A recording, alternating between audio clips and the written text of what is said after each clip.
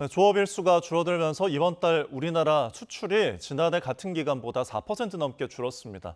미국이 지난 7일부터 15% 상호 관세를 부과하기 시작한 가운데 대미 수출은 14% 급감했습니다.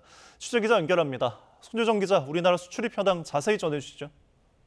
네, 관세청이 집계한 지난 1일부터 어제까지 우리나라 수출액은 147억 달러로 지난해 같은 기간보다 4.3% 감소했습니다. 우리나라 수출은 지난달까지 2달 연속 증가세를 나타냈다가 이달 초 다시 감소세로 돌아섰습니다. 수출이 줄어든 데에는 조업 일수가 지난해보다 하루 적었던 게 영향을 미쳤습니다. 조업 일수를 고려한 하루 평균 수출액은 21억 달러로 오히려 9.3% 늘어납니다.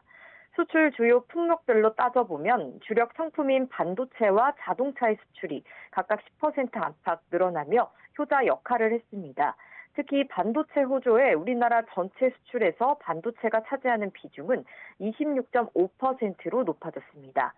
반면 석유 제품과 철강, 가전제품 등의 수출은 크게 줄었습니다.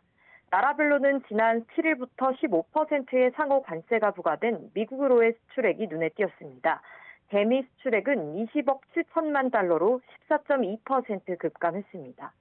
이 밖에 유럽연합과 중국, 일본으로의 수출은 줄어든 반면 베트남, 타이완, 싱가포르에서 늘어났습니다. 이달 초 수입은 159억 달러로 지난해 같은 기간보다 13.6% 감소했습니다. 원유, 가스, 석탄 등 3대 에너지원 수입액은 17% 넘게 감소했지만 무선 통신기기 수입은 늘었습니다. 수입액이 수출액을 넘어서면서 무역 수지는 12억 달러 적자를 기록했습니다. 지금까지 경제부에서 YTN 손유정입니다.